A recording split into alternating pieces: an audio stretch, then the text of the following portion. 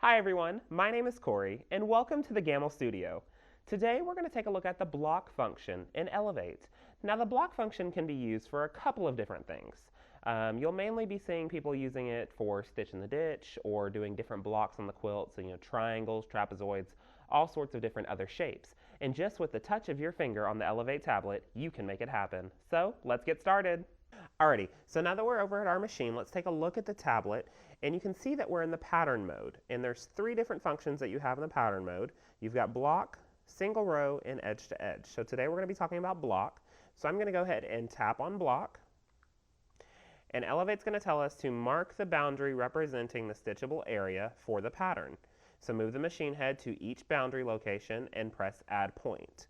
So one thing to note about your boundary points is it takes a minimum of 4 points to make a boundary in Elevate, okay? So what we're going to do is we're actually going to work around this yellow block today. And it doesn't matter which order you click your points in as long as you are making your block. So I'm going to start at the lower left, and I'm going to tap add point. I'm going to go over to the lower right of the block and tap add point. Go to the upper right and tap add point. And go to the upper left and tap add point. And now that you'll see that we tapped add point on that fourth point, we got a new option at the bottom of the screen that says close boundary. So if I tap close boundary,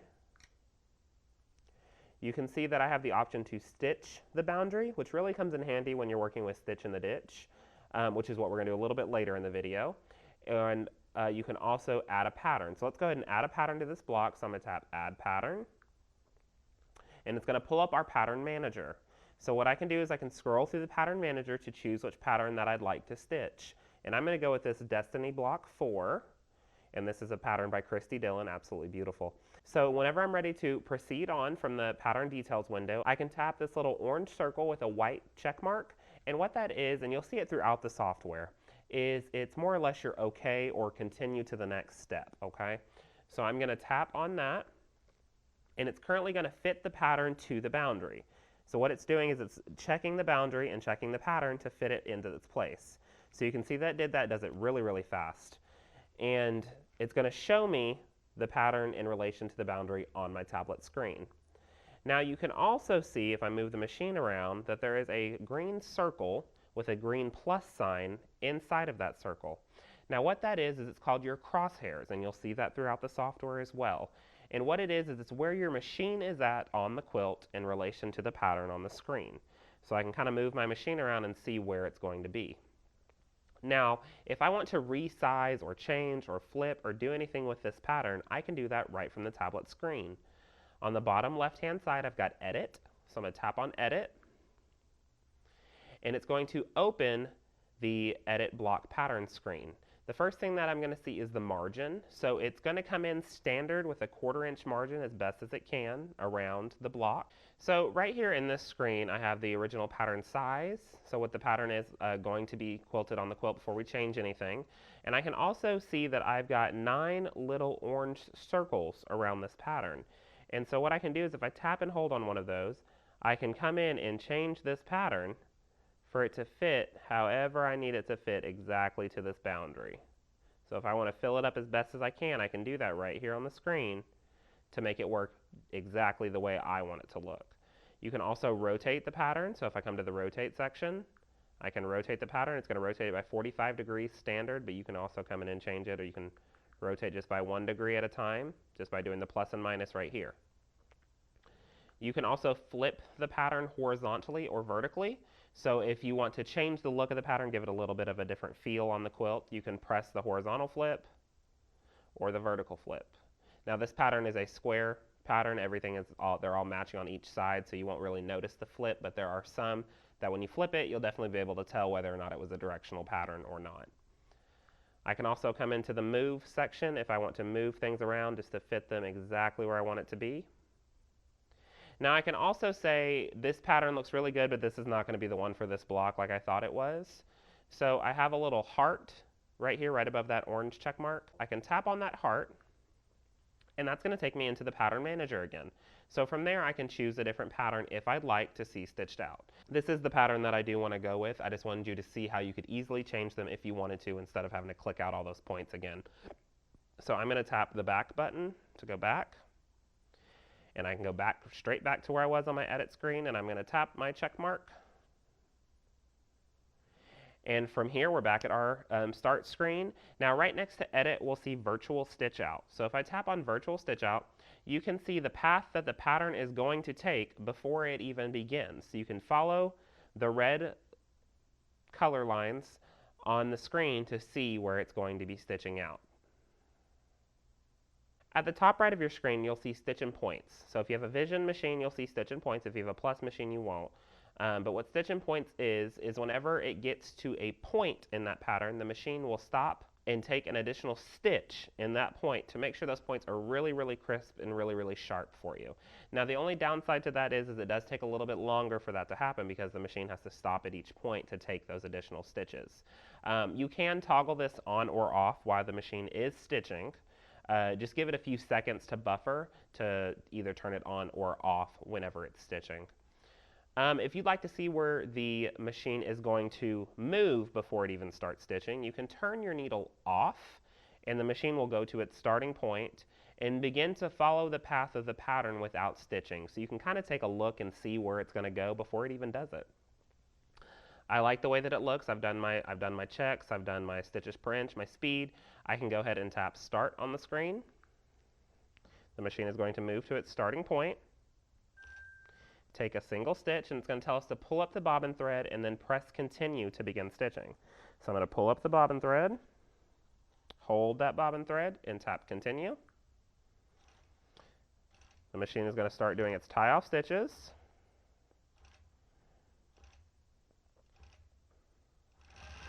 And it's going to begin its stitching process. So I'm going to go ahead and actually pause this. And I am going to trim my threads. And then I'm going to tap resume.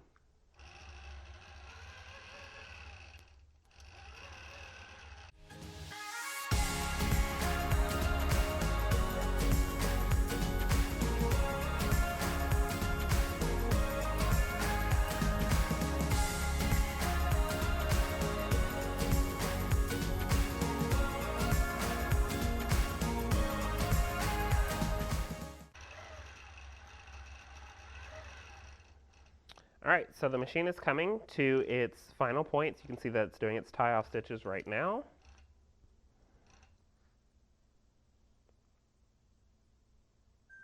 Okay, and you'll see on the screen that it says stitching has completed. Pull up the bobbin thread and press continue. So what I'm going to do is I'm just going to move the machine off to the left, grab the top thread, bring it back over to where it ended, take a single stitch, move it back off to the side, and you'll see that I've got my top and my bobbin thread. I'm going to cut those threads, move it off to the side, and the block is done. So I can tap continue. And that's all there is to it. Beautiful block, stitches out really, really fast, and it's really, really cool how you can be very precise and change different things just with a touch of your finger on the tablet screen. So I did talk about earlier about showing you how to do stitch in the ditch using the block function. So let's go ahead and do that. So back over to the tablet screen, we're still in that previous block, so I'm going to tap End Project at the bottom right, and I'm going to tap End. It's going to bring me back to my pattern mode. So I'm going to tap on Block again, and it's going to tell me to mark out the boundary. So what I'll do is now with Stitch in the Ditch, I do these clicks a little bit closer together instead of just being only those four corners, okay? So I'm going to tap Add Point. Bring the machine over a little bit, tap add point, over again, add point. And I'm doing being a lot more precise with this because we know that sometimes the piecing isn't 100% perfect. And we want to make sure that that stitching is going to line right up with that piecing. Just tapping in point as I'm going. Get this out of the way, got some threads in my way, here we go. And now we're going up. Ooh. So I can tell right there that I did go off just a little bit, so I'm going to tap undo. And it's going to get rid of that point for me, and I can go back and fix it. Add point, add. Making my way right up this piecing.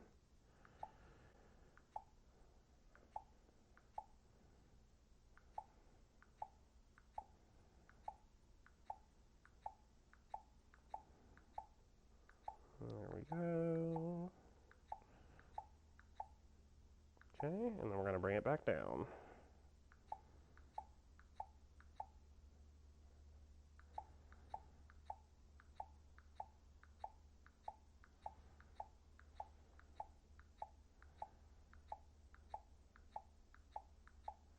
Okay, whenever I get to that final point, you can hear that it kind of clicked them together.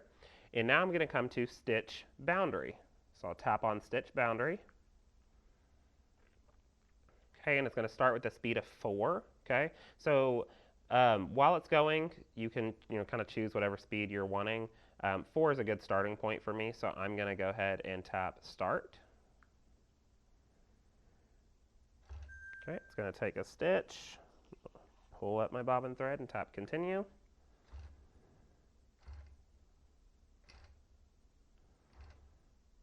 It's going to take its tie-off stitches. It's going to start stitching. So if I can say, you know what, that's a little too fast, I can slow down the machine. And then I can kind of what we call surf the fabric, so I can kind of move it a little bit back and forth if I need it to line right up into that ditch.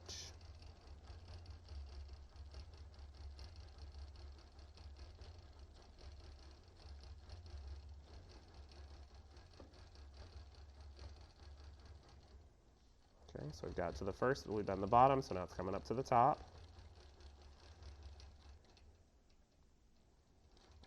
There it goes.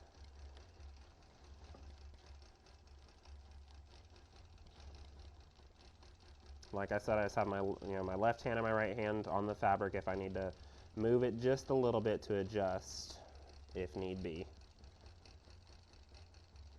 Keep those right on the point, so it's come up the top, so now it's going to go over to the left, make its way across.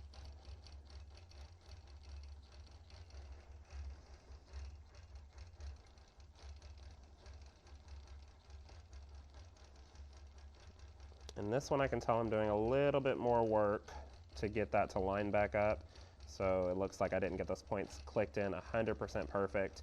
One of the tips about stitching the ditch, if you're going to do it with the machine, try to get it the piecing as close to you as possible so you can get right over that piecing when you're clicking those points, so you can be as 100% accurate as you can be. If you're leaning kind of over the machine, you're putting weight on the belly bar, then it can kind of skew where you're clicking your points, and then you have to do a little bit more of this surfing. So if you roll the quilt a little closer to you, then it would fix that for you. Okay, so we've gotten to the end. We're going to do our tie-off stitches right here, and it's taking care of it for us. It's going to tie off. Okay. Whenever it gets there, it says that the boundary stitching has been completed. So I can move the machine off, take a single stitch, grab, and trim those threads right there. So it's just that simple. Now, if I've done that stitching and now I can say, you know what, now I want to put something in there, instead of having to re-click all those points again, I can just tap continue on the screen. And at the bottom left, I've got add pattern. And that's going to take me straight to my pattern manager where I can add a block pattern into this block and have it stitch out right away. Thank you so much for joining me today and learning a little bit more about the block function in Elevate. I'll see you next time. Bye.